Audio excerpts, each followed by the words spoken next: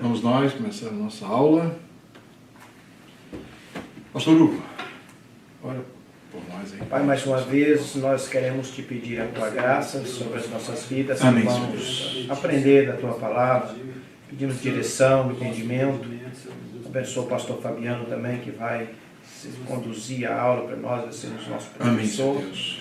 Pai, que nós venhamos entender, Senhor, para crescermos na graça, no conhecimento, como diz a tua palavra. Amém. É para isso que estamos aqui. Pedimos a direção em nome de Jesus. Amém. Amém. Amém. Como nós definimos na aula passada, a hermenêutica reformada das Escrituras é uma metodologia que nós vamos conhecer como método gramático e histórico, mas a gente define isso, e tem como propósito fornecer elementos, tá, que nos dê a condição de analisar todos os tipos de textos que nós encontramos na Bíblia. Como temos uma variação enorme de gêneros literários na Bíblia, temos, como nós vimos, o primeiro bloco, né, que é do Antigo Testamento, nós mostramos aqui na aula passada, né? No Antigo Testamento tem esse primeiro bloco, que é chamado de Torá. Torá é composto pelos 5 primeiros livros da Bíblia. É o primeiro bloco, que vai de Gênesis até Deuteronômio. Esse bloco, de um modo geral, ele tem narrativas e também poesias.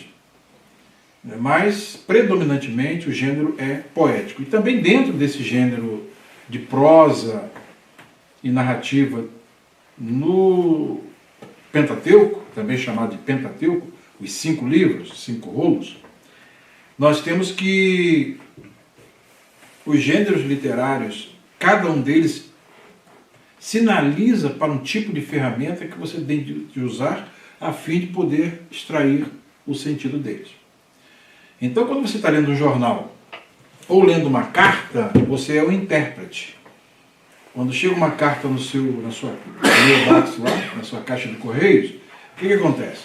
Você classifica aquilo, não, essa carta aqui é do banco, isso daqui é da Pico, da energia elétrica, você faz essa separação. Exatamente porque são gêneros diferentes de contas que chegam, e também comunicações que às vezes chegam, né? Às vezes também chega na caixa de correios um livro que você compra na Amazon, chega lá.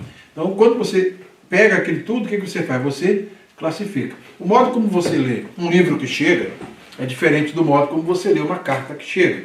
E o tipo de cartas que você recebe, né, cada uma delas você vai entender e vai usar uma espécie de instrumento de interpretação adequado. Você sabe como interpretar uma conta de luz, como interpretar uma conta de um cartão de crédito, como também como interpretar uma comunicação, né, do IRS com um cheque dizendo que o seu return chegou e você, né, recebe até com alegria, né? Ou seja, exatamente por isso que essa quantidade de gêneros literários, ela também, isso aí é um microcosmo para você entender os gêneros literários que nós temos na Bíblia. E então, nós temos essa primeira parte do Antigo Testamento, Torá, tá? Nós temos a segunda parte, que é Neviim, que são os profetas. Aqui, na Bíblia hebraica, começa em Josué e vai até lá o 2º livro dos Reis. Tá? Inclusive, são chamados profetas, tem os profetas anteriores, cujo... Nós temos aqui o Dr. Edson de Faria Francisco, está produzindo o Antigo Testamento interlinear. Tá? O volume 2, por exemplo, pega os profetas anteriores. Os profetas anteriores vão até aqui, o 2º livro dos Reis. Tá? Depois temos os profetas posteriores, tá? Que vai ali de Isaías e vai até os 12, né? Os 12 profetas. Tá? E temos na Bíblia hebraica o livro das Crônicas é o último livro, né? Então são coisas que vocês vão ver. Já viram no nosso site? Que eu dei toda essa macroestrutura para vocês?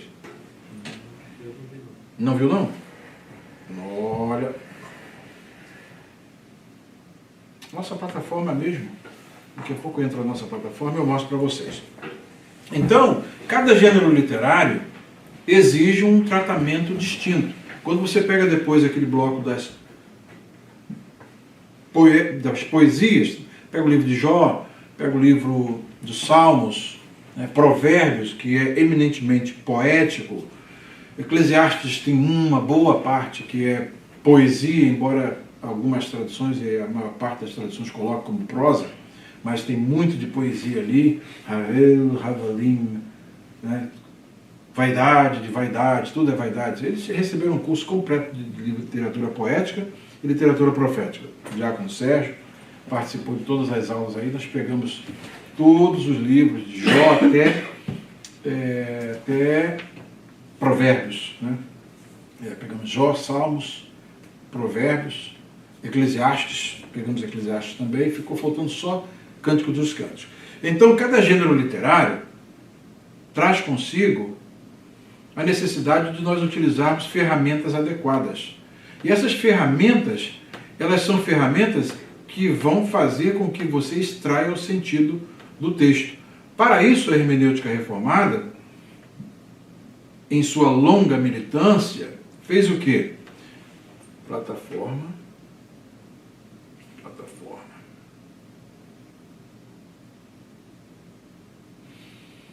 Isso. Fez uma longa, devido à sua longa caminhada, eles começaram a fazer o quê? Sintetizar qual o modo através do qual se interpreta um determinado gênero literário, determinado tipo de texto. E por conta disso, o que acontece? Hoje nós temos um grande número de obras que trabalham a questão da hermenêutica reformada, e esta hermenêutica é aquela que é utilizada não só pelos chamados reformados, presbiterianos, congregacionais, mas pelos batistas, como mostrei na aula passada. Eu mostrei na aula passada os batistas, tem pentecostais que utilizam o método, né, de interpretação. Deixa eu ver se eu coloquei aqui. O método aqui. Para vocês terem um panorama, aqui está. A gente tem isso. Na plataforma. Tá?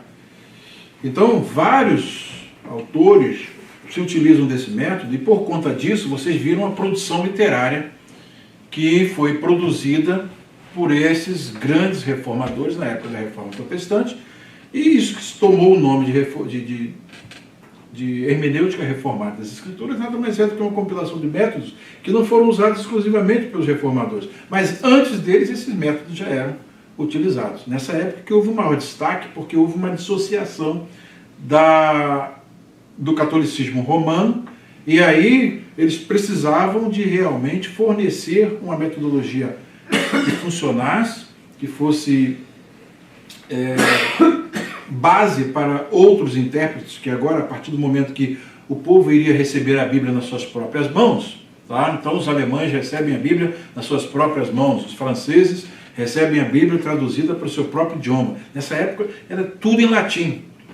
E algumas pessoas, que era a maioria, a maioria não tinha acesso, não conhecia nada de latim, assistiam às missas, os cânticos, né, gregorianos, bonitos, porém o efeito era simplesmente estético e o entendimento ficava sem fruto, conforme diz o apóstolo Paulo. Com base nisso, a compilação desses métodos de interpretação bíblica, que é chamado de hermenêutica reformada das Escrituras, fez com que, né, hoje nós tivéssemos uma condição de ter isso sintetizado em vários livros que são usados para poder sintetizar esses métodos. Esse livro aqui, do Dr. Paulo Anglada, tá? Ele é um método muito bom, Introdução à Hermenêutica Reformada. Ele vai explicar, de fato, a hermenêutica reformada dentro de uma profundidade maior. Isso aqui a gente, no mestrado, é muito utilizado, e alguns seminários, bons seminários, também utilizam esse livro, porque tem bons seminários, tem seminários ruins, né, conforme nós temos falado. Aqui ele fala sobre as correntes históricas, quais são as pressuposições da hermenêutica reformada, quais são os princípios que decorrem dessa hermenêutica, quais os princípios de interpretação bíblica para a Torá, ou os princípios de interpretação bíblica para os profetas. Tá? Aqui na Bíblia hebraica nós temos a divisão entre os profetas anteriores, tá? E esses profetas anteriores vão de Josué ao segundo livro dos reis, ocupam aqui o volume 2, tá? Ocupam aqui o volume 2, onde está o volume 2? Está aqui, tá? Dessa obra que está sendo produzida pelo Dr. Edson de Faria Francisco, Antigo Testamento Interlinear, que eu vou mostrar para vocês aqui, tá? Que é um Antigo Testamento que agora você tem o hebraico, e debaixo de cada palavra hebraica você tem o sentido, o significado, a tradução literal de cada palavra ou expressão hebraica. Isso já está em língua portuguesa. É obra de um homem só, viu? Ó, já saiu o terceiro volume. Falta o quarto e falta o quinto. Ele está trabalhando em cima disso. Dr. Edson também, que é meu grande amigo, escreveu, antes dessas obras, um manual da Bíblia Hebraica. Para você ter uma noção do que é a Bíblia Hebraica, tem 700 e poucas páginas escritas, só para explicar, para você pegar toda a riqueza do Antigo Testamento na sua língua original. Então o Dr. Edson de Faria Francisco está fazendo aqui esse trabalho. Como também ele traduziu agora a obra do Dr. Immanuel Tov, que é lá da Universidade Hebraica de Jerusalém, tá? Dr. Immanuel Tov, crítica textual da Bíblia Hebraica. A crítica textual da Bíblia Hebraica é diferente do método histórico crítico. Vamos explicar a diferença. É a chamada baixa crítica, é a crítica de texto, que mostra as variantes textuais que existem no Antigo Testamento. Tem um manuscrito que tem uma variante, tem outro manuscrito que tem outra variante. Então, como você avaliar e saber qual é mais provável para representar o texto sagrado? Você tem algumas questões, como, por exemplo, estou fazendo agora trabalho no livro de Daniel, capítulo 9, versículos 24 a 27. Então, no texto hebraico, logo no versículo 24, tem ali algumas... O texto em si tem uma expressão, tá? Uma expressão, e o texto massorético sugere... O que é o texto massorético?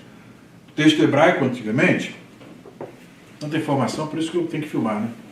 O texto hebraico, antigamente, era escrito sem as vogais. As vogais foram invenções posteriores, bem posteriores ao texto. O texto era totalmente consonantal. Sem contar que não tinha também divisão de espaço, nem divisão de capítulo, nem divisão de versículos. Isso foi uma produção posterior. Então, o texto hebraico era totalmente consonantal. Lá pelos séculos, até o século VI ao século X, houve um trabalho dos chamados massoretas para a vocalização desse texto. Porque o hebraico, uma vez que estava caindo no uso, não estava mais sendo utilizado como língua franca de comunicação, o aramaico superou o hebraico. E, por exemplo, na época do Novo Testamento, a época que o aramaico ainda estava em muita ascensão, então o que acontece? O hebraico era pouco conhecido. Para que o texto fosse lido corretamente e para que até mesmo fossem preservadas a forma de cantilação do texto, que era um modo, como falei na aula passada, me parece que eu falei na aula passada, que o texto era cantado, não é? Então, eles criaram sinais específicos a fim de preservar a pronúncia e até mesmo a cantilação do texto. E, com base nisso, hoje nós temos um texto que é chamado texto massorético. Esse texto aqui, ó. Deixa eu colocar logo para vocês.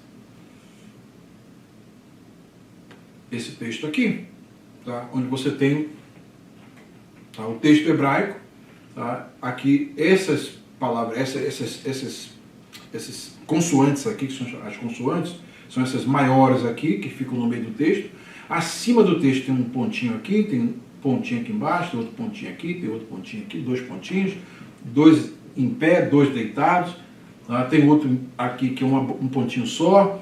Tem um sinalzinho aqui na frente desse pontinho, estão vendo aí?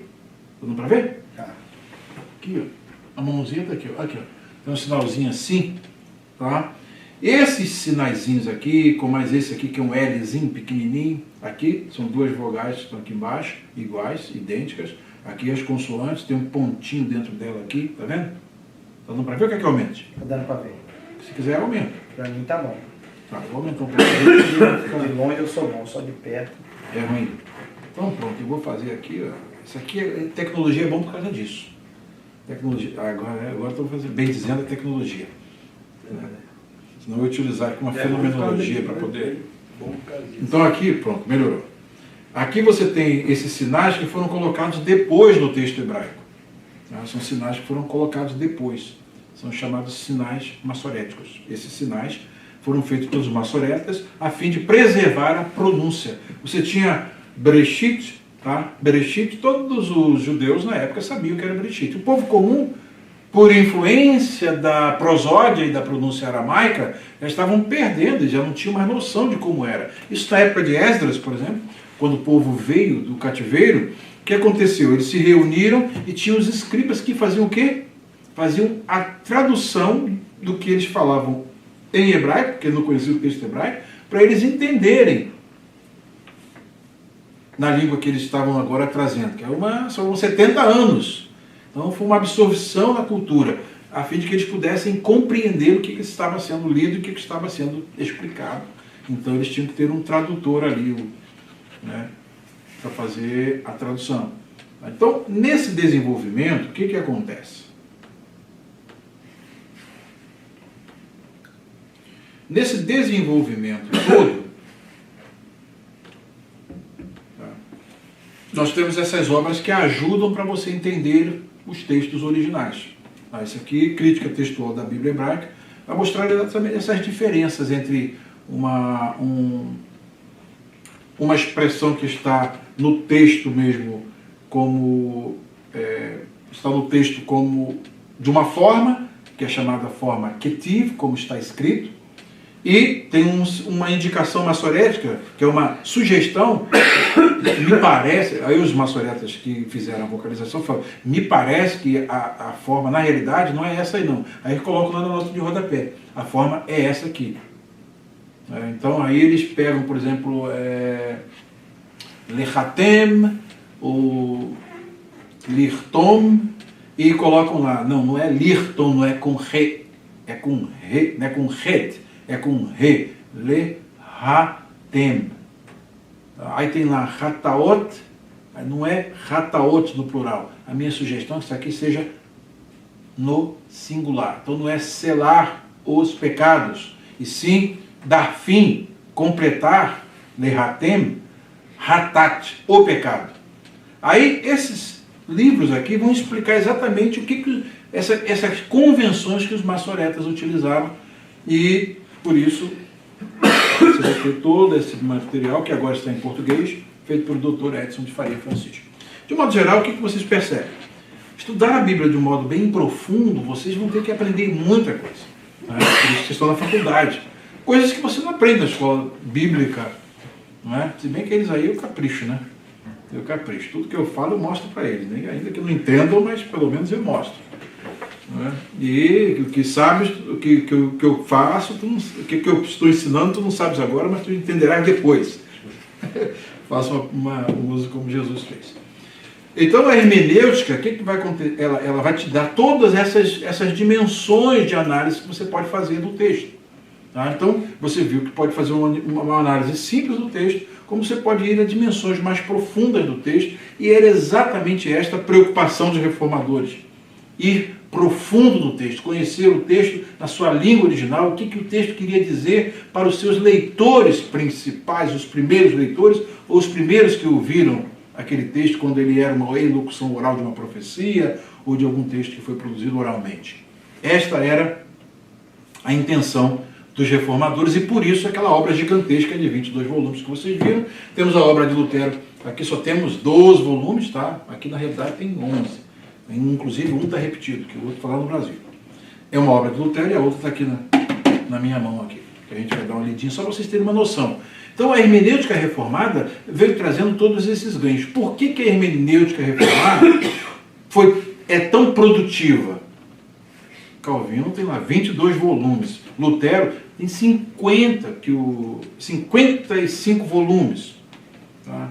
Tem cento e tantos volumes do Spurgeon, que era um batista, tá? Dali, usa o método de interpretação dele, método reformado, chamado Príncipe dos Pregadores. Já ouviram falar, né? Do Charles Haddon Spurgeon, Príncipe dos Pregadores. Então, 150 livros escritos e cartas, e é um mundo. Por que esses homens eram tão produtivos?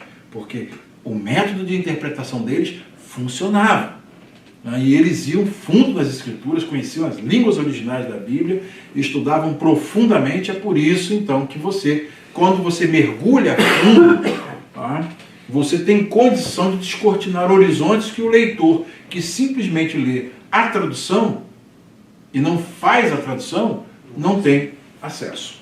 Como eu comparei para vocês, é como você pegar uma foto do oceano, tá? Você está assim, num barco, você tira uma foto, muito bonita. Agora, se você está ali naquele barco, coloque equipamentos de mergulho, tá? Aquele óculos, né? Para você ver debaixo d'água, aquele respirador com um balão de oxigênio aqui atrás, e faz um mergulho e leva uma câmera daquela bonita, daquela que tem, né, boa dimensão, faz high def, né, 4K, e vai fazer um mergulho, e vai fazer uma pesquisa no interior do oceano. Aí você fala, gente, eu não conhecia o oceano, é um outro mundo. Olha as espécies de peixes que tem aqui. Olha a quantidade de plantas aqui, algas, quantas diferentes. Aqui é um outro universo. É exatamente essa comparação entre você estudar só a tradução sua em português, que é uma pose fixa do texto original, tá? E quando você penetra a fundo e vai nas línguas originais e você vê um outro mundo completamente diferente. Deu para comparar? É mais ou menos isso. Às vezes nós estamos estudando aqui, né, Diácono Sérgio? Vamos a dimensões tão profundas. Eu já li esse texto tantas vezes.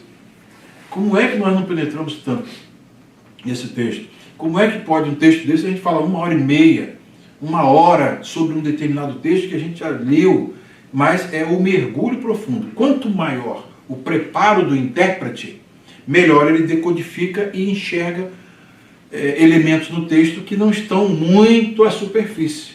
O entendimento geral da Escritura, tendo a iluminação do Espírito Santo, todos nós salvos temos. Saber contar a história de Deus na Escritura, né, conforme nós temos a história da redenção, todos nós sabemos. A questão não é só isso. A questão é, existem dimensões mais profundas no texto que nós precisamos mergulhar nelas e nos aprofundar? Sim, existe. Ou você escolhe ficar com a pose fixa, ou você escolhe, bem, eu vou pegar meu equipamento, vou me equipar e vou mergulhar. A hermenêutica serve exatamente isso, para te dar os equipamentos para você. Vou mergulhar no oceano dos Salmos. Gente, o curso que nós demos de Salmos, né? Que profundidade. O curso que nós demos de Provérbios. Pegamos os ditos de Agur. Foi uma aula riquíssima. Sábado passado nós estudamos a segunda epístola aos Coríntios, né, falando a respeito do apóstolo Paulo, dando toda uma orientação acerca como o apóstolo Paulo, o modo como ele combateu alguns erros que estavam ali, né, sendo apresentados e tentando rivalizar com o evangelho que ele apresentava, como ele combateu esses erros de um modo tão profundo, né, e o Espírito Santo nos deu assim uma visão tão ampla, quando culmina, nós fizemos o capítulo 3 e o capítulo 4, chega no versículo 18 do capítulo 3, quando ele fala que nós não somos como Moisés, mas como rosto descoberto, refletimos, né, como num espelho a imagem do Senhor. Então nós, meditando nisso, olha o trabalho que o Espírito Santo está fazendo em nós, na igreja. Tudo isso é por conta de quê? É por conta de um mergulho. Quando você chega ali e vê o verbo que é utilizado, metamorfose, que é utilizado, né, metamorfosear, é fazer uma transformação. Somos transformados de glória em glória. Quanto mais aumenta a nossa santidade, mais parecidos nós ficamos com Cristo. Gente, isso tudo são dimensões do texto e quando você mergulha, não tem outra coisa mais deliciosa, né? Era exatamente o trabalho que esses reformadores faziam. Eles começavam... O bom da pregação reformada e que surge, né, na ponta daquela cadeia de elos indissociáveis que nós vamos ver aqui. Vamos começar por aqui, tá? O que surge aqui na ponta é exatamente produto de todo esse trabalho que foi feito de hermenêutica. A hermenêutica dá os princípios. A exegese é quando você usa os princípios, as ferramentas e trabalha o texto, tá? A teologia bíblica é o que você extrai do texto como para ampliar a sua, não vou dizer biblioteca ainda, eu vou dizer como você amplia o seu conhecimento de Deus, de Cristo, da igreja, do Espírito Santo, naquele texto específico. Cada texto tem uma proposta, tem uma finalidade ética. Você tem textos que são extremamente éticos. Então, à medida em que você vai sabendo fazer essas separações, você vai extraindo as teologias respectivas desses textos. E aí, então, quando você monta a teologia bíblica, você tem um panorama de que toda a Bíblia ensina sobre cada um dos seus grandes temas, como Deus, como Cristo, como o homem, né, a antropologia, o que a Bíblia ensina sobre o homem. O que a Bíblia ensina, o que a Bíblia ensina sobre a igreja, o que a Bíblia ensina sobre as últimas coisas. Tá? Quando você vai a essa dimensão, o que acontece como resultado? Você compila tudo que você aprendeu em cada livro. Quando você faz nessa sequência, tá? Cada livro nessa sequência, de Gênesis até Apocalipse, você está fazendo teologia bíblica. Quando você então pega agora, o que Gênesis, Êxodo, Levítico, Números, Deuteronômio ensina sobre Deus? Deus Pai, que é chamado no Novo Testamento de Deus Pai.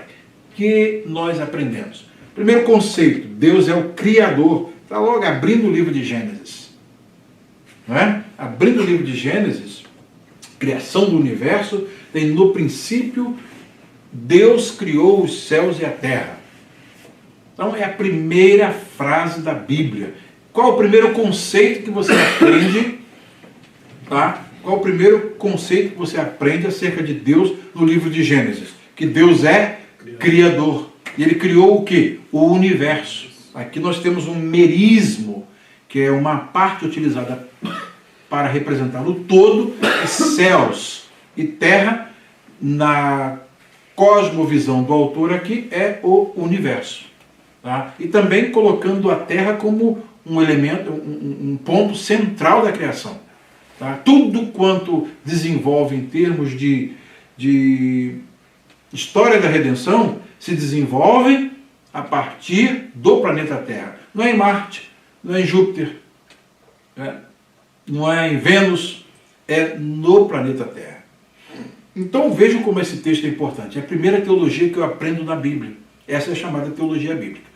Quando eu pego tudo que esses textos, tudo que Gênesis, Êxodo, Levítico, Números, Deuteronômio ensina acerca de Deus e compilo, faço uma compilação, falo da teologia propriamente dita, o que eu fiz? Eu pego esses conceitos e departamentalizo. Esse é o trabalho da chamada teologia sistemática. Tá? A teologia sistemática, ela tem essa finalidade de sistematizar tudo que um tema específico tudo que a Bíblia apresenta sobre determinado tema específico. Tá ok? E assim sucessivamente. Quando você tem essa boa base de hermenêutica, quando você tem essa boa base de exegese, como aplicar os princípios da hermenêutica para extrair o sentido do texto, saber o que o texto significou para os seus leitores originais, saber o que o texto, fazer a transposição para que o texto significa hoje para nós, aí você então está preparado, tá, para poder então fazer a teologia bíblica, compilá-la no texto específico que você vai estudar, você vai situar o texto dentro do Antigo e do Novo Testamento, vai situá-lo, se são epístolas, você vai situar aquele capítulo ou a parte específica do capítulo, né, dentro da epístola como um todo. Primeiro você tem um panorama da epístola, o que ela ensina, e depois o que aquele texto específico ensina. Tendo essa visão macrocósmica, você vai para a visão microcósmica. Não é aquela visão bem centrada no texto ou na perícope, texto de pregação que você escolhe. Quando você vai falar com aquele texto de pregação, você já estudou a perícope e você já sabe tudo, tem que saber tudo que o apóstolo Paulo ensinou para você não entrar em contradição. Muita gente hoje se contradiz em relação a várias doutrinas porque ele só lê a Bíblia aquilo que ele gosta da Bíblia. Ele pinça os textos que ele gosta e aqueles textos que ele não gosta, ele nem considera. E por isso criam conceitos que não estão dentro da Escritura. Então é importante nós termos a hermenêutica, ela vai fazer exatamente isso. Tenha cuidado de saber o que o texto significa para os seus leitores originais. Depois, tenha cuidado em saber como você fazer a transposição. Você tem que entender o texto projetando, se é Epístola de Paulo, projetando sobre tudo aquilo que Paulo ensinou, depois projetando o que Paulo ensinou dentro do contexto maior do Novo Testamento e, por último, dentro do contexto maior de toda a Bíblia, sabendo que posição aquele texto específico que você vai pregar ocupa dentro da revelação progressiva. A revelação bíblica, ela é progressiva. Ela chega no seu clímax, atinge o seu clímax em Apocalipse. Tá? E em Apocalipse você vai ter um panorama exato, um panorama vasto de tudo aquilo que você aprendeu desde Gênesis. Apocalipse faz um diálogo intertextual com toda a Escritura.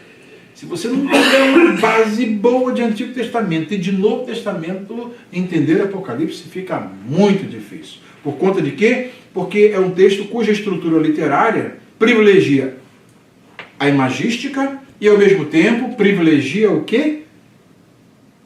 O diálogo intertextual. Eu tenho a chave de Davi, aquela que abre e ninguém fecha, que fecha e ninguém abre. Onde é que se fala? Será que tem outro lugar que fala de chave de Davi? Aí você pega ali, no capítulo 3 de Apocalipse, e vai lá em capítulo 22 de Isaías. Aí vai ver o contexto histórico e vai ver Eliaquim sendo elevado, tá, a uma posição, e ele diz aqui, ele receberá a chave de Davi. E diz que essa chave, que ela abre e ninguém fecha, e com ela ele fecha e ninguém abre. Tem alguma relação entre um texto e outro? Tem alguma relação? Algum vínculo? Total vínculo. Mas se você não pega esse contexto histórico ali, esse contexto, que é o chamado contexto, né? E essa intertextualidade, você não tem noção do que significa o conceito de chave de Davi. Sabe que a chave é a chave que fecha e ninguém abre, e que abre e ninguém fecha. Mas de onde veio essa imagística? Isaías capítulo 22. Você falou outro dia, pastor, a diferença do contexto e o contexto. Isso. O texto, quando é semelhante, que é o Isso, contexto, você faz a ligação. faz a ligação. Literariamente. Agora, o contexto, geralmente, é a situação, o ambiente sociocultural está dentro do... em que o texto foi produzido. É também chamado de Sitz im Leben, uma expressão alemã, que vocês vão ver aqui na frente, né, que significa o lugar vivencial do texto, onde o texto emergiu. Tá? Então, aí você sabendo desse contexto histórico, social, você tem algumas informações que podem ser úteis para você entender. O templo de Afrodite, lá na época dos gregos, dos Corintos, na cidade de Corinto, como isso influencia o seu entendimento de algumas passagens em 1 Coríntios. Tá? Nós vimos isso aí com nossos alunos aqui da escola, do estudo bíblico. E as prostitutas cultuais, como isso influencia no meu entendimento, como Paulo diz, pegarei os membros de Cristo e uni-los e unirei a uma meretriz. O que ele estava falando de fato? Estava falando para os crentes, vocês vão frequentar o templo de Afrodite e participar da prostituição cultural lá, como se isso fosse uma coisa comum? Coisa Paulo. É o apóstolo Paulo. Exato. Aí ele estava fazendo referência a... Lá de Deu para entender? Mas quase a mesma... Exatamente. O contexto é exatamente isso. É esse ambiente vivencial, o contexto histórico que vai iluminar aquela passagem. Percebe? Então isso é por demais importante. Tá. Aí então, depois que você tem tudo isso aí sistematizado, bonitinho, você sabe tudo que fala sobre Deus, sobre o Espírito Santo, sobre Cristo, faz aquele estudo de Van Groningen, né? Revelação messiânica no Antigo Testamento, tem toda uma noção. Aí quando você vai pregar sobre um texto específico, você está bem situado, sabe realmente o que o autor disse, para quem ele disse e o que ele quer dizer para mim hoje. Que a Bíblia é esse texto que tem esta aplicação, por ser inspirado, ele tem essa aplicação em todos os contextos em que ele pode ser aplicado em todas as épocas, lugares, épocas diferentes. Tá? É o que se chama de é o que se chama de supratópico, que não está restrito só a um local. Como é que um texto de Gênesis, falando aquele povo tão distante, hoje está fala para mim? Como eu aprendo com a tentação? A história da tentação, hoje, foi produzido dentro de um contexto totalmente diferente, uma língua diferente, né? O contexto ali mostra, né, as relações as relações ali entre o povo de Deus, o povo da aliança, que todas as nações ao redor tinham o seu conceito de criação do universo, e chega o povo da aliança com esse conceito específico de criação, que era autoritativo para ensinar para as nações como foi que os céus, como os céus e a terra foram criados. Então isso tem todos esses aspectos que são importantes. Depois que você tem tudo isso, quando você pega um texto para pregar, aí você vai entender por que Lloyd Jones, por que Spurgeon pregava num versículo uma mensagem de 40 minutos. Né? Por causa dos elementos que ele tinha. Fez pesquisa linguística. É um trabalho que se faz. É o primeiro trabalho que se faz.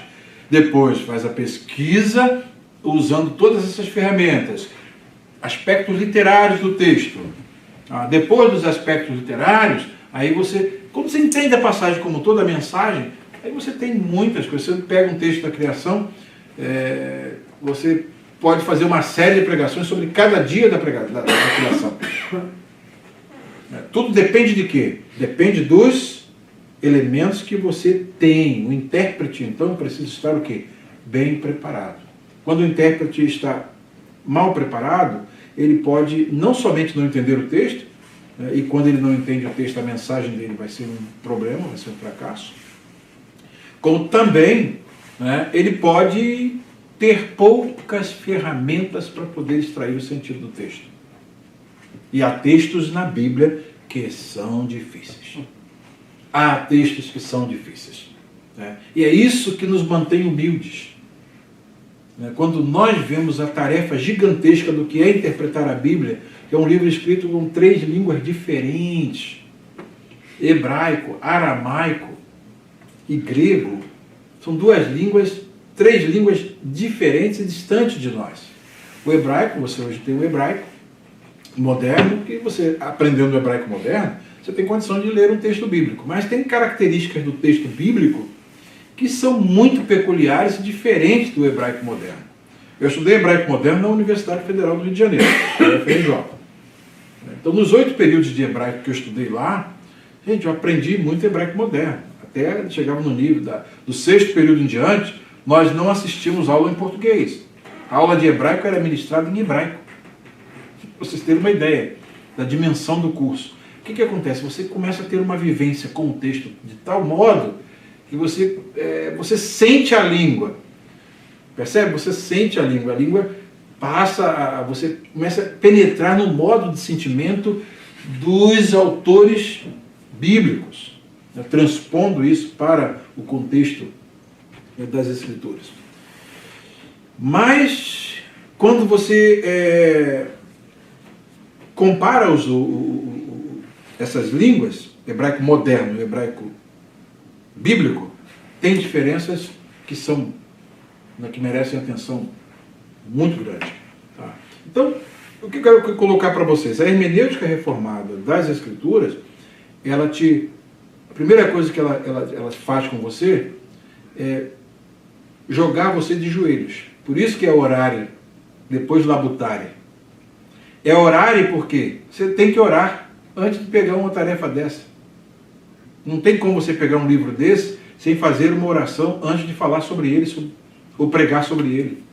Antes de estudar para pregar. Pedindo o quê? Ao autor, que graças a Deus está vivo, tá? Que é o Espírito Santo, que está aí hoje para nos orientar, para nos iluminar, nos guiar em toda a verdade, pedir a ele que nos dê a condição para entender esse livro, porque nós estamos distantes de milênios desses textos. E entendê-lo corretamente, o que ele significou para aquela época e o que ele significa para nós hoje. Percebe? Então, a primeira coisa da hermenêutica reformada chama todos para o joelho diante de Deus. para a súplica diante de Deus. Por isso que os reformadores, sempre quando começavam as suas mensagens, a primeira coisa que eles invocavam era a iluminação do Espírito Santo, para que o Espírito Santo desse a eles a capacidade de penetrar na palavra, entendê-la e passá-la fielmente para o seu auditório. E como resultado, vejam aí essa obra gigantesca que um homem com 55 anos como Calvino produziu, que outro como Martinho Lutero produziu, 55 volumes. Aqui são obras, são selecionadas, são apenas parte das obras de Lutero. Esses volumes aqui são só partes das obras de Lutero. E, no entanto, é uma quantidade enorme, cada volume desse aí tem em torno de 540 páginas, então vocês imaginam a quantidade que esses homens escreveram.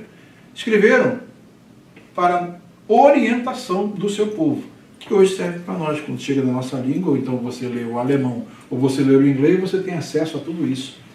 Você tem acesso a tudo isso. Por que eu vou ignorar essas preciosidades, que podem ter coisas preciosas aqui, que eu vou levar mais ou menos um século para poder produzir igual?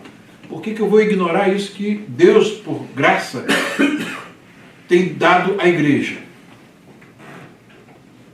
Esse presente de Deus para a igreja. Deu levantar homens como o doutor Edson de Faria Francisco, um metodista, trabalhar esse texto aqui, gente, é o dia todo que ele faz isso aqui, é o dia todo trabalhando. Eu conheço esse trabalho de tradução e sei como é que é. Ainda mais tradução desse direta assim do texto original. Quantos anos levou para até chegar ao doutorado, fez o bacharelado, mestrado, doutorado, para poder aprender em profundidade? E hoje, produzir uma obra dessa que eu simplesmente chegar, isso aí foi produzido por um metodista, aí eu vou com o meu preconceito e não vou ler isso não. Isso é um pecado. É um pecado. A mesma coisa de pegar e falar, as maçoretas que preservaram o texto bíblico eram judeus, não eram cristãos, então não vou ler. É a mesma coisa de fazer uma besteira dessa. Mas é o que muita gente faz, infelizmente. Daí, tendo em vista esse aspecto da hermenêutica reformada das Escrituras, que envolve, depois disso tudo aí, quando você olha assim para esse mundo, meu Deus, né? Ser intérprete da Bíblia não é fácil não. Aí vem a oração. E, meu filho, trabalho, não tem outra alternativa. Para eu dar essas aulas nossas aqui, né? Eu trabalho a semana toda. Às vezes, quando não consigo completar tudo, no sábado, às vezes, eu pego direto o texto. Enquanto sobrevive uma dificuldade que o aluno poderá ter, eu estou ali trabalhando em cima, pedindo misericórdia a Deus para me iluminar em encruzilhadas, né, tremendas que às vezes existem, né, como os que se batizam pelos mortos. Né, Sérgio? Que negócio é esse? Que isso aí Paulo quer dizer com isso, gente? Se Paulo ressuscitasse, eu pedia a ele logo, me explica aí o distanciamento nosso dos autores bíblicos. Então vocês têm que estudar, pegar livros e ler pesquisas, e teses, monografias, literatura específica, jornais teológicos, para ver algumas ideias para você chegar e, opa, peraí, tem uma luz aqui, ó. Esse sujeito falou alguma coisa boa aqui que dá para me ajudar. Né? Porque eu não sou o primeiro intérprete da Bíblia, nem você. Teve muita gente preocupada com isso. Sabe, às vezes a gente parece que a história da igreja foi um vácuo em que nós nascemos aqui e não tem nada mais atrás. Somos só nós. Então nós somos os intérpretes, nós que conhecemos a Bíblia. Gente, nós temos a Bíblia em português. Mas a Bíblia não foi escrita em português. Então nós temos que começar a ver essas dimensões mais profundas do texto, de modo que a faculdade ela tem essa proposta de levar a vocês essa riqueza de abordagem que pode ser muito produtiva no seu modo de estudar as Escrituras. Ok, aí vem uma boa pregação e, por conseguinte, uma vida saudável para a igreja. Como nós vimos ontem, então, a importância do assunto dificilmente pode ser exagerada. Parece que eu levei muito tempo só para falar na importância do assunto. Pois a hermenêutica é a base teórica da exegese, que, por sua vez, é o alicerce tanto da teologia, quer bíblica, quer sistemática, como da pregação.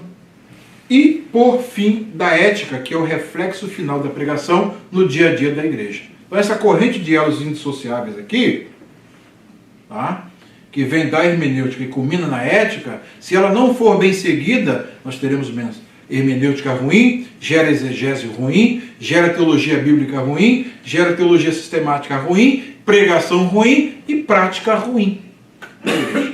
Se for teologia hermenêutica boa, exegese boa, teologia bíblica boa, teologia sistemática boa e, por conseguinte, pregação boa, e a igreja na segunda-feira vai praticar uma ética boa, saudável, né? Colocar os princípios na prática no dia seguinte.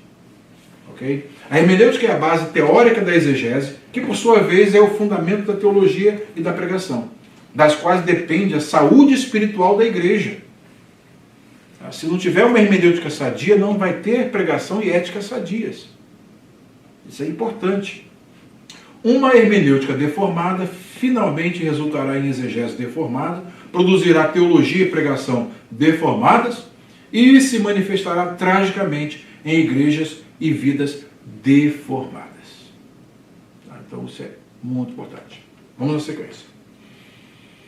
Necessidade da hermenêutica. Todo leitor é um intérprete, como falei para você. Todo leitor é um intérprete. Tudo que você pega, você interpreta. Você está na rua, vê um sinal de trânsito, você está interpretando. Sabe que o stop é para você parar. Sabe que o sinal vermelho é para parar. Sabe que o amarelo, atenção. Né? Você vai ter pouco tempo. Ou, se depende de onde você está, você tem que parar para poder esperar o vermelho e depois sair no verde com segurança. Você é um intérprete. Sempre, em qualquer circunstância. Mas ler não implica necessariamente entender. Quando não há barreiras na compreensão, de um texto, a interpretação é automática e inconsciente, mas isso nem sempre ocorre. De conformidade com a doutrina reformada da clareza ou perspicuidade das Escrituras, o que é perspicuidade? O que é algo perspícuo? Vou deixar para vocês. É a mesma coisa, clareza ou a clareza das Escrituras. Mas eu vou falar no Pai dos inteligentes. No Pai dos inteligentes, que quem consulta ele sabe das coisas. Ah, você sempre vem aqui, ó.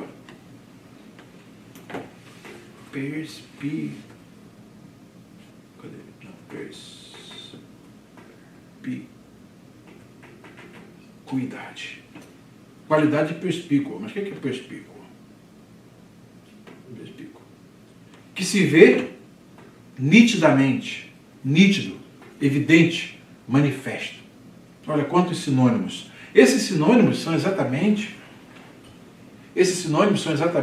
o que compõe o que se chama de eixo paradigmático da língua.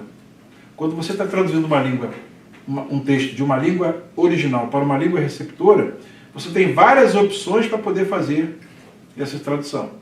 Então esse eixo aqui, que você pode substituir as palavras para cima assim, esse eixo na vertical, ele é chamado de paradigmático, é o paradigma. Você pode substituir perspícuo por nítido, claro, evidente, manifesto. Então você tem várias opções. Quando você faz a tradução, você tem que escolher uma, você não pode colocar todas. Exatamente por isso que a tradução é uma pose fixa. Ele usou clareza ou perspicuidade, porque viu que clareza pode iluminar a segunda palavra. A segunda é iluminada pela primeira, que significa a mesma coisa. Por isso que uma ou outra. Mas ele não pode... Ou nitidez, ou manifesto, ou que também vai ficar o texto. Percebe? Ou acrescentar no rodapé. Ou acrescentar no rodapé. Eu fiz isso na minha dissertação. Mostrei uma palavra, eu mostrei quantos sinônimos o dicionário apresentava que podiam ser utilizados para aquela palavra específica. Você mostrando a ampla possibilidade em língua portuguesa, que é a língua portuguesa é uma riqueza de vocabulário comparado ao vocabulário grego e hebraico. Né? É muito rica a nossa língua portuguesa. Ok? Então voltemos lá. De conformidade com a doutrina reformada da clareza ou perspicuidade das Escrituras, a Bíblia é substancialmente, mas não completamente, clara. As verdades básicas necessárias à salvação, serviço e vida cristã são evidentes em um texto ou outro texto. Mas nem todos os textos das Escrituras são igualmente claros. 70 semanas estão decretadas sobre o teu povo e sobre a tua santa cidade, para fazer isso, mais isso, mais isso, mais isso, e isso, mais isso, mais isso. São 6 ações, 3 negativas, 3 positivas. Como é que elas estão relacionadas? O que elas têm a ver? O que isso significa? Qual o sentido dessa linguagem simbólica específica? Aí, os intérpretes estão quebrando a cabeça até hoje. E eu também quebrando a minha, até produzir a minha impressão e a minha interpretação do texto. Tá? Então, é muito interessante quando você fala em interpretação bíblica, de hermenêutica, como isso é interessante. Né? As verdades, como nós falamos aqui, elas são claras, todo mundo pega, qualquer pessoa que lê a língua portuguesa, uma boa tradução, que não pega a tradução dos russelitas, né? Chamados Testemunhos de Jeová, que aí vai, em vez de aprender para a salvação, vai aprender para a perdição, vai distorcer o texto. Né? Mas nem todos são igualmente claros. Tá? Por ser um livro divino-humano, inspirado por Deus, mas escrito por homens, admite-se que há dificuldades de ordem espiritual e de ordem humana para a compreensão das Escrituras. A compreensão das Escrituras não é necessariamente automática e espontânea. Olha a visão reformada. É assim o resultado da ação iluminadora do Espírito Santo, por um lado, é o horário, tá? E por outro, do estudo diligente da língua, do contexto histórico em que foi escrita. Labutare, trabalho, oração e trabalho. Tá? Aí vemos, a dificuldade de ordem espiritual. A ação iluminadora do Espírito Santo é, portanto, indispensável na interpretação e apreensão do ensino das Escrituras. A erudição piedosa é preciosa e indispensável para a preservação da sã doutrina. O que é a erudição piedosa? A erudição piedosa é aquela erudição que está condicionada a entender esse aspecto divino humano das Escrituras. E entender que as Escrituras são inspiradas, elas têm uma harmonia interna, elas têm confiabilidade histórica, é um texto veraz, tem a veracidade, tá? E, por sua vez, confiável e inerrante. Quem não admite esses pressupostos da Escritura, o que acontece? Vai entrar por uma vereda totalmente diferente, entende o livro como se fosse um livro qualquer. Aí tem pessoas que são extremamente capazes, dotadas de conhecimento das línguas originais da Bíblia, porém falta-lhes o quê? Entender esse aspecto divino humano das Escrituras, e eles produzem o quê? Produzem uma interpretação das Escrituras que não tem nada a ver com as Escrituras. Eles levam os seus pressupostos errôneos para as Escrituras e produzem uma monstruosidade de teologia que é chamada teologia liberal. Mais à frente eu vou falar em no surgimento do método histórico crítico e mostrar o efeito disso para a igreja contemporânea. Por que as igrejas estão fechando aqui nos Estados Unidos, na Europa e em várias partes do mundo? Devido ao avanço da teologia chamada liberal, que é resultado do método histórico crítico que surge como produto do iluminismo do século XVIII.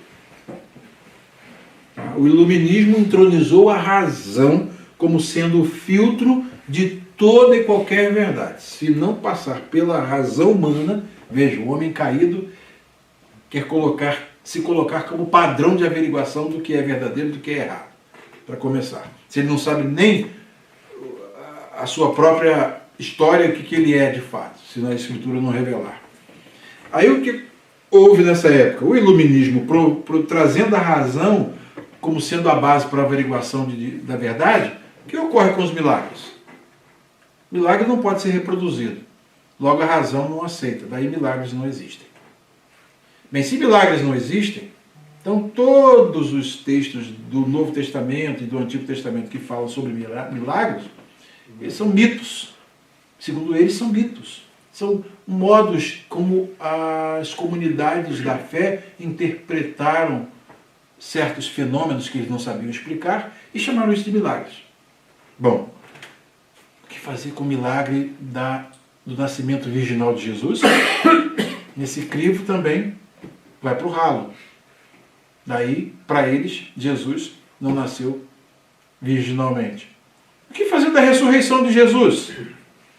Para os liberais também, Não existe, porque é milagre.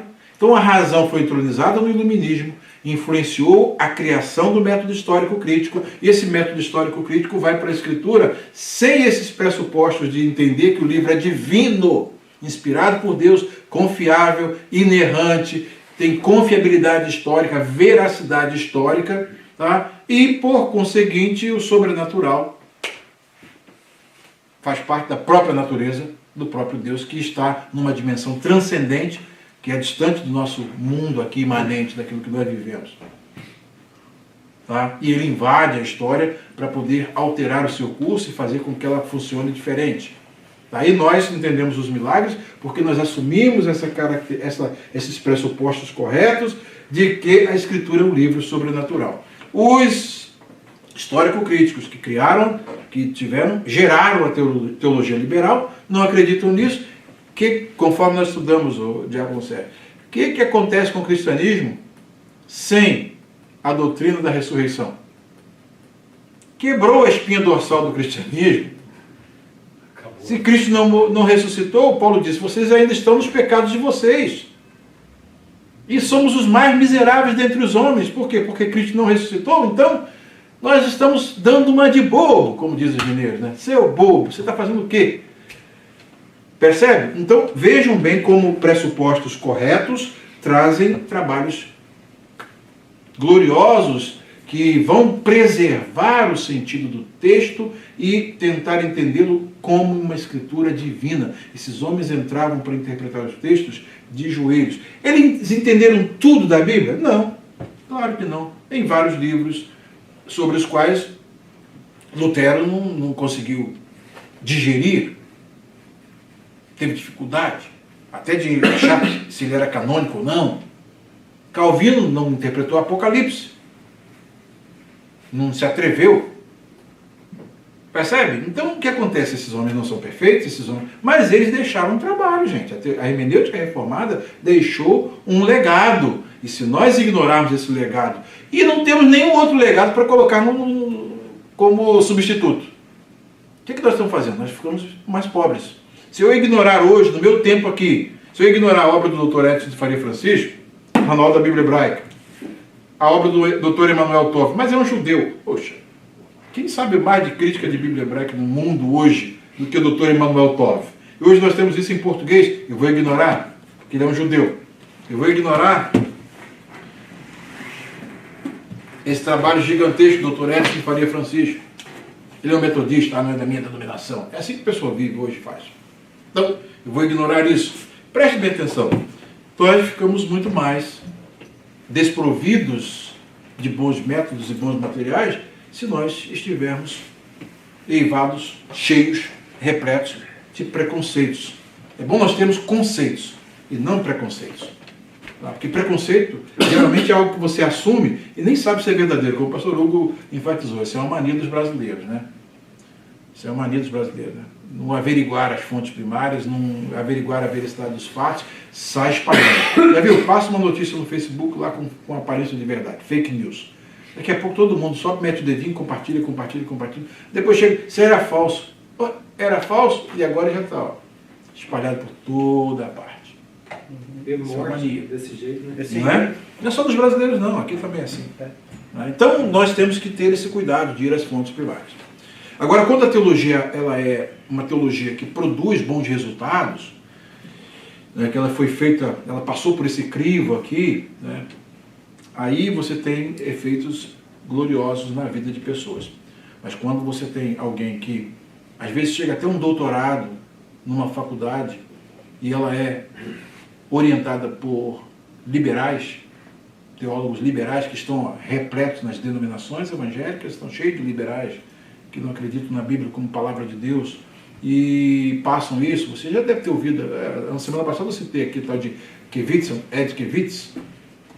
Ed René Kevitz, pregando uma monstruosidade em cima de um texto de João. Falei, gente, onde esse indivíduo criou isso? Falei, ele está mais criativo do que o diabo. Não é possível o sujeito criar um troço desse. Um troço absurdo, mas absurdo demais. E, no entanto, não é um indivíduo ignorante. Escreveu muito na revista Ultimato. Tá? Mas você não sabe que ali está cheio de liberais. E esses liberais estão aí proliferando.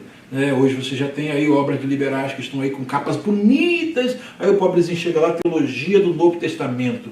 Aí vê lá aquele livro com a capa bonita, Rodolfo Bultmann. Esse cara é alemão, esse sujeito deve saber muito. E sabe mesmo. Só que é um minhocário que não tem mais tamanho. Vai produzir o quê? A Ethel Lindemann, eu gosto de dar aula assim, né? A Ethel Lindemann, já falei dela para vocês? A Ethel Lindemann foi aluna do Dr. Bultmann. O Dr. Bultmann a orientou, ela fez doutorado sob a orientação de professores ligados ao Bultmann, e Bultmann era o topo de linha em Novo Testamento na sua época. Essa mulher aprendeu algumas publicações pós-doutorais, depois do doutorado, escreveu um comentário do Novo Testamento, de algumas partes do Novo Testamento, algumas obras, ela publicou e tudo. Teologia liberal. Chegou um determinado momento da vida, o Espírito Santo começou a trabalhar na vida dela, ela começou a ver que aquilo que ela tinha aprendido, métodos críticos de interpretação bíblica, na realidade era um ateísmo. Peraí, se não tem ressurreição, se não tem nascimento virginal, se não tem milagres, não tem nada disso, então para que Bíblia? Para que eu estou ensinando isso para o pessoal? Aí ela entrou numa crise.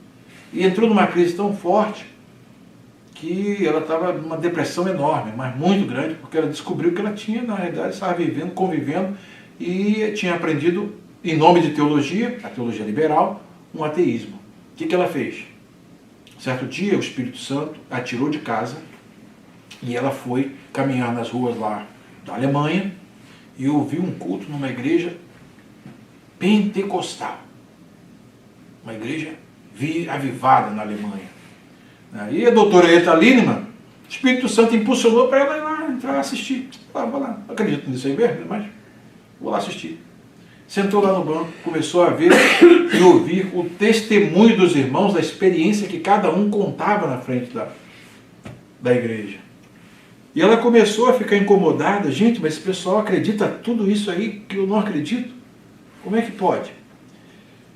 E nesse culto, o Espírito Santo a convenceu do pecado, da justiça e do juízo. E a doutora Ethel Lindemann, ela conta isso no seu livro, que já está traduzido para o português, naquela noite memorável, a doutora Ethel Lindemann aceita Jesus como seu Salvador através da pregação de um pastor que não sabia um terço, um quarto do que ela sabia de Novo Testamento grego. E pregou um texto que ela conhecia demais. E foi ali que ela realmente aceitou a Jesus como seu Salvador pessoal. Eu ouvi essa história pela primeira vez quando estava fazendo mestrado lá no Andrew Jumper, no seminário, no centro de pós-graduação presbiteriano. E o doutor Augusto Nicodemos, dando aula de história da hermenêutica, ele contando a história dela, foi a primeira vez que eu ouvi. Depois eu fui nas fontes primárias. Né? De onde ele tirou essa história? Onde é que está isso? A gente tem que ir nas fontes primárias para poder saber. Né? Ela conta a história dela aqui nesse livro, a crítica história da Bíblia. Exato. Crítica história da Bíblia. Crítica histórica da Bíblia. E aí, ela sai dali crente. Depois, foi batizada no Espírito Santo, cheia do Espírito Santo, e começou a revisar tudo aquilo que ela aprendeu. Aí escreveu essas obras, Crítica Histórica da Bíblia, Crítica Bíblica em Julgamento, no Banco dos Réus. Até que ponto a teologia, entre aspas, científica, que é o que se propõe o método histórico crítico, apresentar uma teologia de modo que ela seja científica, que esmiúce o texto nas suas línguas originais, mas só fica onde? Na letra, como nós estudamos na aula passada aqui. Só fica na letra, que mata, olha aí, uma mulher morta, que agora revive e vai repensar tudo isso. Vai repensar tudo isso que ela tinha aprendido errado. Tá? E aí passa a ser uma missionária na Indonésia. Vai fazer missões e lá ela produz as obras. Eu tenho aqui a obra dela. Ó. Bibelkritik. Bibelkritik. Auf dem Prüfstand. A crítica bíblica em julgamento. Original alemão. Tá aqui, ó. Is there a synoptic problem? Há realmente um problema sinótico? Que são questões aí que eles criam, né, dentro da crítica bíblica. Né? E tudo isso mostrando como a falta de uma hermenêutica que realmente considera a Bíblia como palavra de Deus, ela pode trazer esses resultados funestos e pessoas que às vezes são doutores em teologia, mas não conhecem o que às vezes um analfabeto, crente, lavado e remido no sangue de Jesus conhece. Tá? Então também tem de ter esses cuidados onde você estuda e com quem você estuda, porque eu tive dois alunos, que foram meus alunos de hebraico lá no Rio de Janeiro. Um nunca me saiu de perto de mim. E eu sempre orientando, ensinei tudo para ele. Tudo que eu estou ensinando para vocês, ensinei tudo para ele. Mostrando onde tem minhoca, onde não tem. O que você pode ler. Primeiro lê isso aqui. Você toma vacina para depois você ler aquilo. Você tem que ler porque você tem que saber. Não é? Mas você tem que primeiro tomar vacina para poder depois lidar. Porque se depois você for cuidar o vírus depois que tiver com a enfermidade, não dá mais jeito. Um seguiu direitinho. Hoje está fazendo mestrado lá no Andrew Jumper, em Antigo Testamento. É um crente de primeira linha, crê nas Escrituras, tem um conhecimento vastíssimo. Ele é analista de sistemas de uma grande empresa, da Prudential, que tem aqui nos Estados Unidos, lá no Brasil, a filial lá no Brasil. Está fazendo mestrado em Antigo Testamento lá no Andrew Jumper. Já vai defender a dissertação de mestrado dele. Né? A dissertação de mestrado dele fala só sobre maldição. Aí esse livro aqui ele indicou. Pastor, o professor aqui indicou esse livro. Peraí que eu vou comprar, rapaz. Eu não tenho esse não. Aí, cursed are you. Maldito seja você. Poxa, capa de um livro, né? O que significa isso? The Phenomenology of Cursing and in Cuneiform and Hebrew Texts. A fenomenologia da maldição em escritos, textos cuneiformes e hebraicos. Todo um panorama. Olha só a obra, o tamanho da obra. Essa é uma das que ele vai usar na dissertação de mestrado dele. Esse menino está salvo. O outro, coitado, estudou no Seminário Batista Liberal, com professores liberais, perverteu o método histórico crítico, arrasou, a teologia liberal arrasou com a fé desse indivíduo, desestruturou a vida dele na igreja, saiu da igreja, desestruturou a vida do lar dele, abandonou a esposa, filhos, fez um arraso. Hoje está aí jogado, caído e não tem, difícil, nunca mais ouvi, condições de se levantar. Tudo por efeito de um estudo num seminário, onde o seminário batista, poxa, seminário batista, cheio de liberais lá dentro, minaram a fé dele e ele hoje está fora. Então vocês têm que dar graças a Deus pela Faith River, pela linha de professores que ensinam aqui, que ensinam a verdade, que ensinam coisas com profundidade, mas que são crentes. Que você que estudar com professores que são praticamente ateus, você vai ver, o Dr. Roberto Alves fez um doutorado no Seminário Batista. Quando chegou lá, exigiram dele fazer um trabalho de avaliação que o professor aprovava, era um liberal, da teologia gay. Eu falei, gente, onde já se viu teologia gay?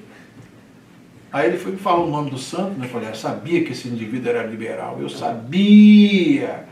E tá lá, ó, ensinando. Você chega lá, Seminário Batista do Sul do Brasil, tá lá, o liberal está lá dentro.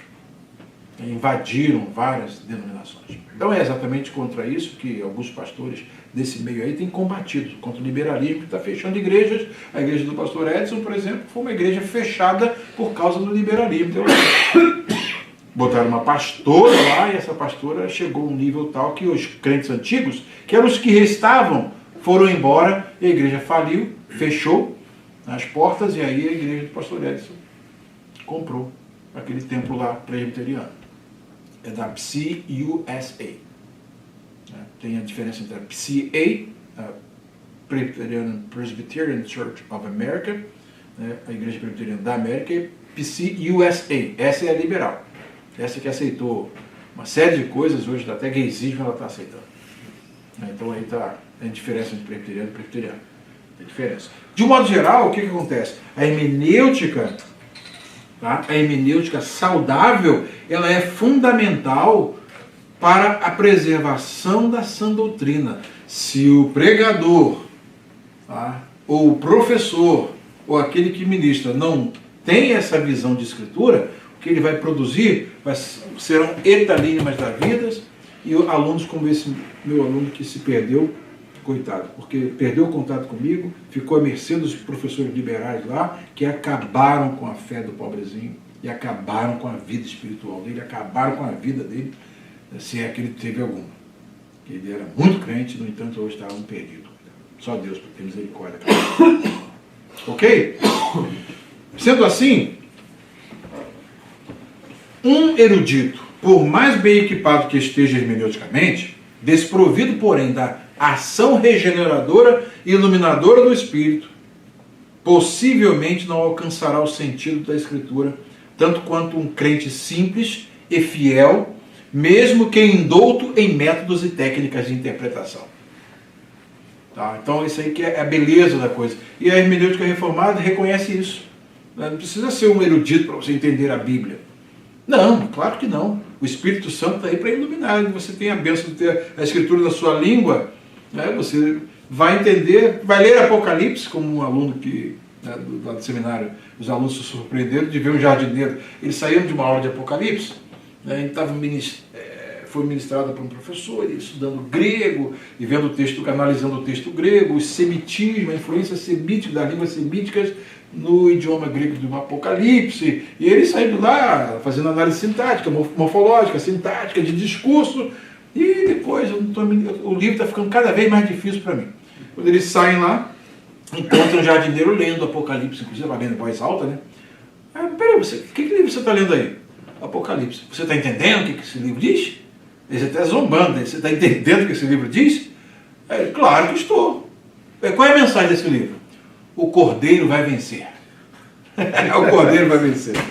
Não é isso aí? Não é a mensagem? Qualquer criança entende, gente. Qualquer criança entende Apocalipse.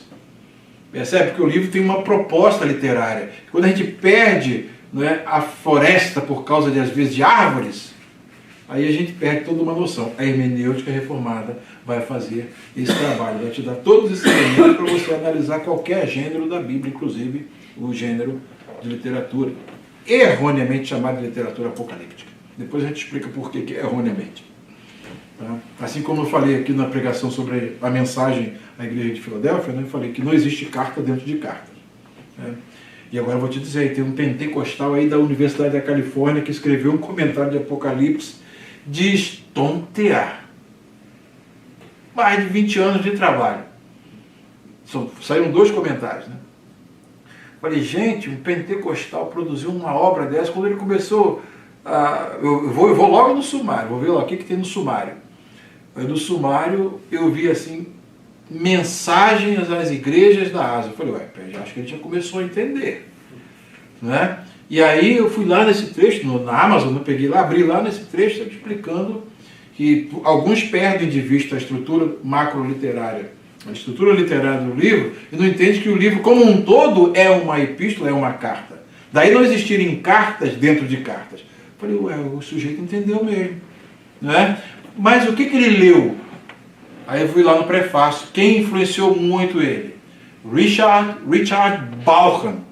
Richard Bauckham é tem um livrinho pequenininho de 140 páginas, A Teologia de Apocalipse. Esse livrinho influenciou a leitura desse. É um indivíduo que tem uma formação de uma linha extraordinária. O Bauckham, que eu conheci no curso de Apocalipse que eu fiz no mestrado. Né? A partir desse livrinho, da proposta teológica, de análise teológica de Apocalipse, desse livro, surgiu uma obra de 600 e poucas páginas e depois outra de 700 e tantas páginas. Só sobre Apocalipse. E que riqueza para você que prega, para nós que pregamos. Por quê? Fez um trabalho bom na base, pegou os princípios básicos do Richard Bauckham, tá, de como analisar o gênero, né, de Apocalipse, entendê-lo como um todo, e aplicando isso, olha o trabalho, 700 e poucas páginas, foram anos de trabalho, de pesquisa, com base no texto original grego. Olha que obra, eu falei, um pentecostal. O que acontece? Muitos pentecostais estão se libertando dos preconceitos e estão avançando muito. Eu falei, gente, isso aí não é... Eu comprei o livro, é claro, não é sério. Vocês é que pagam, né? Mas isso tudo resulta em quê? Tudo isso resulta em quê? Em benefício para a própria igreja. Para manter a saúde espiritual, a sã doutrina, o pastor tem que pesquisar, o pastor tem que aprender hermenêutica, o pastor tem que aprender a interpretar para ele fazer o trabalho e ensinar outros que depois também estarão interpretando e ensinando. Tá? Então, esse é fundamental. Mas essa dificuldade de ordem espiritual precisa ser reconhecida. Então, ao estudar, temos de orar e pedir a Deus que nos ilumine, nos dê graça, nos dê entendimento para que nós possamos avançar e entender corretamente o texto e passar o sentido corretamente para aqueles que nos ouvem. Dificuldades naturais. Então, qualquer um pode entender qualquer texto da Bíblia, viu? Isso é importante, é um princípio da hermenêutica reformada. Por isso que a hermenêutica reformada das Escrituras surge num período em que a Bíblia foi dada ao povo. Antes não se dava a Bíblia ao povo. Só quem tinha o monopólio de interpretação das Escrituras era o Conselho de Doutrina Católico. E a Escritura não era passada para o povo só ouvia no latim. E nas línguas originais, os reformadores que começaram a fazer esse trabalho. E antes deles, alguns outros homens de Deus que deram a vida porque traduziram a Bíblia para suas línguas nativas. Alguns pagaram com a própria vida porque fizeram uma tradução da Bíblia. Outras traduções foram queimadas. Na Bíblia tem bastante cópias, mas foram queimadas. E homens foram queimados junto com as suas traduções. Porque não queriam que a tradução chegasse na mão do povo. E os reformadores foram esses desbravadores que conseguiram fazer esse trabalho e lutaram contra o papado e deram as escrituras na língua do povo. E hoje, por isso, você tem a escritura na sua língua em português. Se hoje nós tivéssemos a igreja dominada pelo papado, vai aprender latim para ouvir a missa em latim, que a minha mãe ouvia a missa em latim. Ela cita até textos que ela ouviu quando criança, que a missa era toda em latim. Ela é católica, indo à missa em latim, e não entendia nada. Né? Entendia nada. Só quando falava Espírito Santo, aí ela, opa, entendi. Espírito Santo. Jesus Cristo, opa, entendi outra palavra. Mas era assim, pensando, né? O sentido geral era negado. Os reformadores foi que fizeram isso, entregaram a Bíblia na mão do povo e entregaram para eles, olha, método para vocês entenderem a Bíblia é esse, assim, assim, quando estiver lendo. E eles fizeram isso, gente, ensinando ao povo, fazendo o trabalho e o povo ouvindo as mensagens, os sermões, e então eles passaram a fazer essa preciosidade que hoje nós temos aqui, são as obras deles. São todos praticamente sermões, nada foi escrito. Vou pegar aqui o capítulo tal e vou interpretar. Não, foram sermões que foram pregados. Aquela obra que vocês viram, de 22 volumes, tudo pregação. Tudo pregação. A gente vai ter condição de ignorar um trabalho desse? Então a hermenêutica reformada, ela está de parabéns. Por isso que eu a adoro. Né? E estou me dando bem, viu? Dificuldades naturais. Por haver sido escrita em línguas humanas, em contextos históricos, sociais, políticos e religiosos específicos, um conhecimento adequado da língua e do contexto histórico também é necessário para uma melhor interpretação e compreensão das Escrituras. Deve-se lembrar também que o ministro da palavra é aquele que se afadiga no estudo dela. O ministro da palavra é aquele que se afadiga no estudo dela. Paulo disse isso, o apóstolo Paulo. Agora veja bem, por quê? Porque se ele for fazer um estudo sério, o trabalho é enorme. O trabalho não é fácil, não. Eu que às vezes fico noites e mais noites para poder ensinar um texto domingo. Noites e mais noites, estou virando a noite. A igreja está dormindo, eu estou lá estudando. E essa questão aqui eu preciso resolver isso, Senhor. Tem misericórdia de mim, Senhor. Como é que eu vou entender isso aí? Né? O dia inteiro estudando para falar poder, uma às vezes, hora. meia hora ou uma hora. Tá certo? Então isso aqui é importante. Logo, para uma interpretação e compreensão adequada das Escrituras, fazem-se necessários requisitos de natureza espiritual, bem como requisitos de natureza intelectual. Para você aprender aramaico. Ok. Pega aqui um texto aqui. Gramática do Aramaico Bíblico. Já está em português essa, viu? Reginaldo Gomes de Araújo. Está aqui. Targumim, editora. Para poder estudar as partes de Daniel em aramaico. O que é Mene, Mene, Tekel, Ufarsim? O que significa isso? O texto, de um modo geral, a tradução dá para você o sentido. Mas tem alguns aspectos ali do texto que você precisa conhecer a língua aramaica. Tem que conhecer. E isso, aqui tem todo o texto aramaico analisado, explicado, traduzido. Então, isso envolve trabalho. Não é de graça. Tem que ter esforço intelectual. É um desafio. E é por isso que esta visão faz com que esses homens sejam os mais humildes. São os homens mais humildes que eu já conheci em toda a minha vida. São os homens mais humildes. Eu estou aqui em contato com o Gregory Bill, o Dr. Gregory Bill, gente, o homem que escreveu um comentário do texto grego de Apocalipse, com 1.400 e poucas páginas, analisando cada sentença, cada frase, a macroestrutura, uma proposta gigantesca, anos de trabalho. Que humildade desse pastor aqui do Westminster. Tenho foto com ele. E meu livro que foi traduzido dele para o português, né? Eu fui lá, levei, deu autógrafo do livro. Saiu em português, ok, bom, mas falando em inglês, né? Português, estou imitando aqui, se ele estivesse falando em português. It was released in Portuguese, it's very good, good work. Humilde demais. O Vern Poitras é doutor em matemática pela Universidade de Harvard. Doutor em hermenêutica, fez doutorado na Universidade de Stellenbosch, da África do Sul, estudou com os teólogos de maior nível lá da África do Sul, tem uma Universidade de Stellenbosch, fantástica de qualidade. Augusto estudou numa outra pertinho lá na África do Sul, fez pós-doutorados lá, estudos pós-doutorais lá. Gente, esses homens são humildes que você não acredita. Quando você senta com eles, toma um cafezinho com eles, conversa ou assiste uma aula deles, você vê a humildade desses homens. Por quê? Porque eles sabem que a tarefa é gigantesca. E não tem como ficar vaidoso com um trabalho desse. Quem sabe pouquinho, às vezes aprende alguma coisinha, o indivíduo entra no seminário. Aprende a primeira frase em grego. En archei, en hologos, kai hologos em prototheon, kai theos em hologos.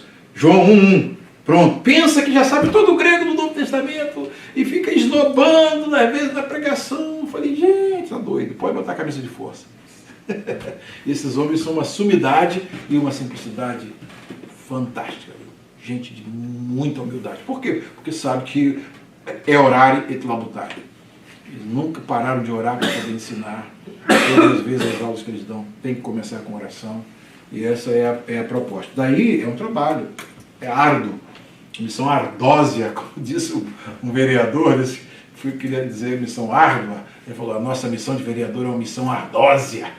Aí eu entendi a metáfora, que é uma pedra, daí está difícil, é dura. Logo, para uma interpretação e compreensão adequada das Escrituras, fazem-se necessários requisitos de natureza espiritual, bem como requisitos de natureza intelectual. Ambos são necessários e imprescindíveis. Não tem como abrir mão. Se você não souber a língua portuguesa, você não tem condição nem de ler a Bíblia em português. Não souber o básico de estruturação de textos em língua portuguesa, sintaxe básica, que é sujeito, predicado, que é verbo, ainda mais a língua. Se você pega a revista corrigida, que usa termos de linguagem que nós não usamos hoje, vós, tu, conjugações verbais que hoje nós não utilizamos, se você não souber o básico, vai fazer igual aquele, entre aspas, pastor, né? Que entendeu, vai, pega a mulher do teu irmão, né, do teu amigo e adultera. Aí, poxa, a repórter fez a interreportagem com ele, o juiz está analfabeto. Você viu esse pontinho, esse tracinho aqui, sabe o que significa? Não, aqui não está escrito adultera, não, adúltera. Pegou a mulher, adúltera, não mandou adulterar. Ele pegou a irmã da igreja lá e passou na manteiga. Né? E o marido concordou e tudo. Você já viu essa história? Né? Tá no Facebook. Falei, gente. Estava na Bíblia. Não, eu fiz o que estava na Bíblia. Me mandou pegar a mulher do meu irmão e adulterar. Não, aqui o texto é: pega uma mulher que é adúltera, produto de prostituição. Aí, é mesmo? Aí ficou assim com cara de bobo lá. Falei, Agora não tem mais jeito. agora já foi. Para pensar. Isso aí é um requisito mínimo. O indivíduo tem que ser alfabetizado, pelo menos.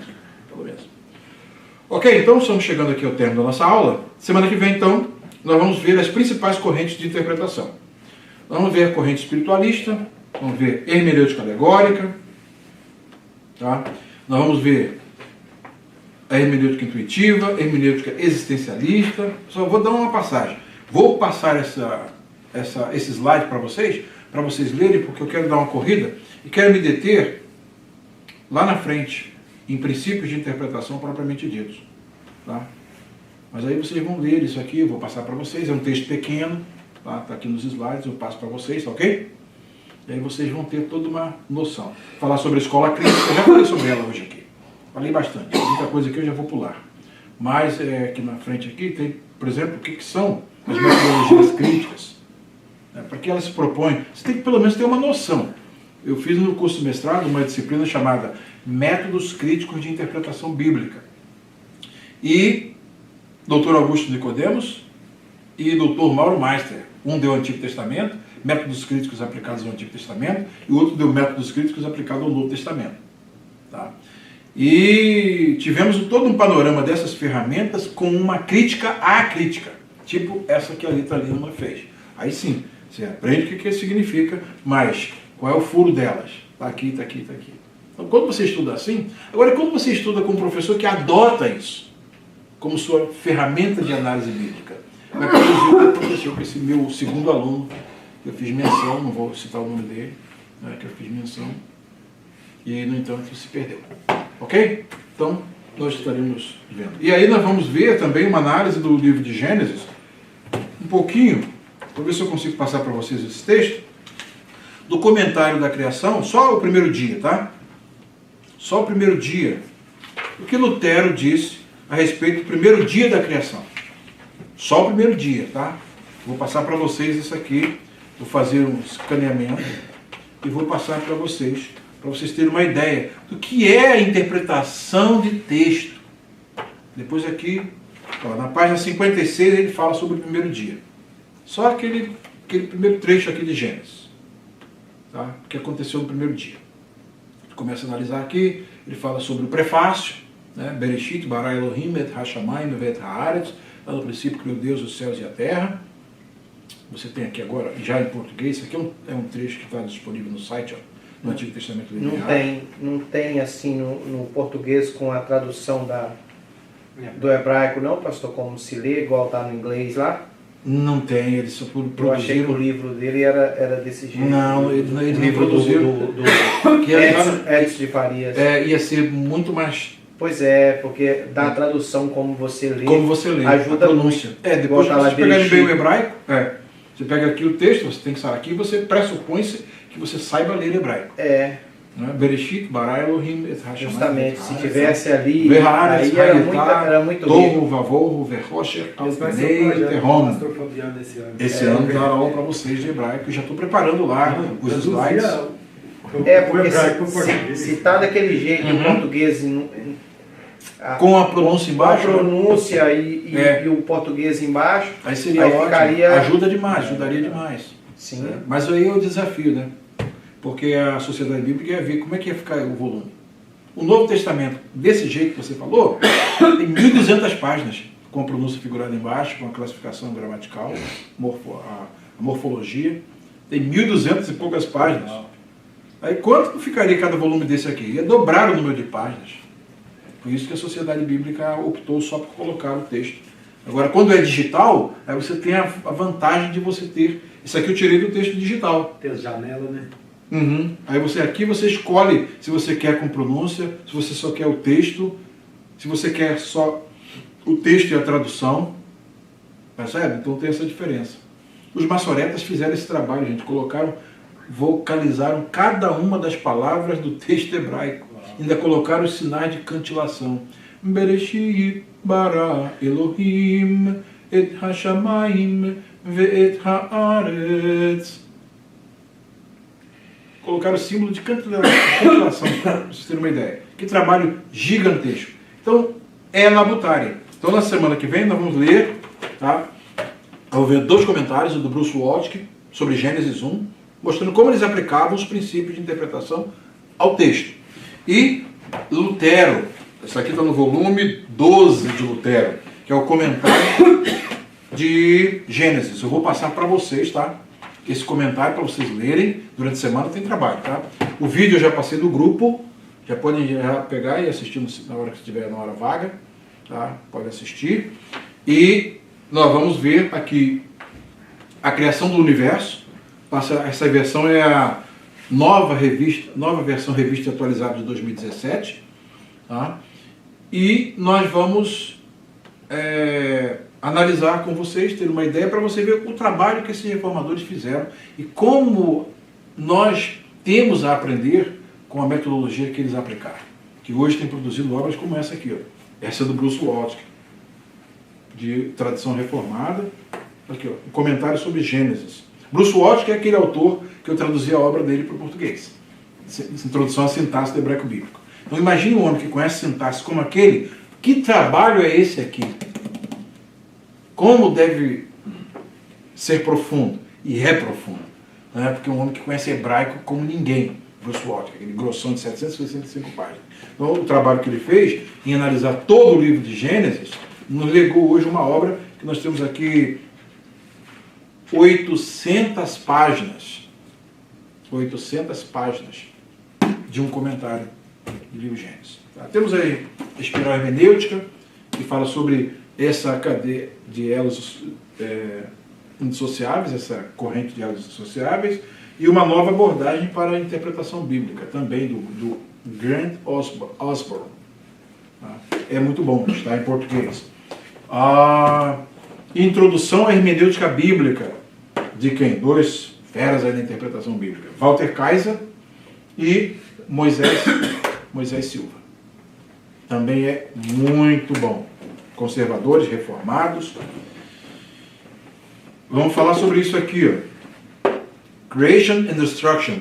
Falar sobre o trabalho que o David Tsumura fez para rebater Hermann Gunkel, que é um dos histórico-críticos que criaram tem um comentário dele, em alemão e em inglês. Usando o método histórico-crítico, as interpretações do Hermann Gunkel, que foi um dos peritos em método histórico-crítico, produziram conceitos completamente errôneos acerca do texto de Gênesis. Pressupostos errados. E o David Tsumura só respondeu a essa teoria dele, com uma reavaliação da teoria do Chaoskampf, que é a luta do caos que houve, né, entre as divindades que produziram a criação. Esse é o mito babilônico. Então, o Hermann Gunkel levou isso para dizer que o texto de Gênesis 1 era exatamente baseado nesses mitos. Aí o David Tsumura, não. Aí escreveu essa obra aqui. E tem muita gente por aí ensinando o que Hermann Gunkel falou. O pessoal do método histórico-crítico, por isso que meu aluno perdeu a fé. Tiraram todas as bases, os fundamentos dele, ele ficou aberto e o minhocão entrou. Mas está arrebentando mesmo, está acabando com tudo. Tá? E aí tem muitos livros bons aqui, ó, para ler a Bíblia e seus intérpretes. Tudo isso aqui é de hermenêutica, gente. Tudo é hermenêutica. Tudo isso é livro de hermenêutica. Podem ser utilizados. Então, aqui por isso que a gente, às vezes, vai muito fundo aqui, porque a gente tem um conhecimento vasto, mas eu creio que deu para vocês terem uma noção de como é importante você conhecer o contexto histórico, conhecer o texto e seu contexto, a ligação entre texto e texto, e também ter uma noção de que o texto bíblico é difícil, ele é claro, mas ele tem alguns textos que não são tão claros assim, precisam de um mergulho aqui, ó, no texto original. Tá? Você pega aqui a palavra torro, vavorro, a palavra torro e a palavra borro. Qual o significado dessas palavras? Tá? Sem forma e vazia, nosso binômio que a gente tem na nossa tradução. Mas teria outras. O eixo paradigmático pode ser preenchido por outros sentidos? O que vem a ser Tohu Vavô? Se for ler o Gunkel, você vai ter um conceito totalmente errôneo do que significa Tohu Vavô. Daí, então, você tem que fazer um trabalho e tendo bons intérpretes, né? Intérpretes que foram conservadores, que produziram obras, podem ajudar muito. E é isso que nós estamos aqui nos propondo na Fighter River. Vou ler para vocês a Santa Palavra de Deus. Vamos orar então? Terminou nossa aula, pediu o diácono Sérgio Vitorino para fazer uma oração e nós vamos para casa. Ok. Senhor nosso Deus, nosso Pai, mais uma vez, agradecemos a Ti, Senhor, pela Tua presença aqui neste lugar. Amém, Senhor Deus. Senhor, nós vamos sair daqui, Senhor, com uma bagagem muito grande. Amém, Senhor. Mas necessitamos de aprender mais, que Tu possa, Senhor, continuar nos dando condição de assim seja, Senhor. regressar aqui para aprender mais de Ti. Que Tu possa, Amém, Senhor Deus. Também, Senhor, iluminar cada dia mais o Teu jeito para passar para nós. Amém, Senhor. É a oração que eu te faço, agradecido por tudo, em nome do Senhor Jesus. Amém. Amém.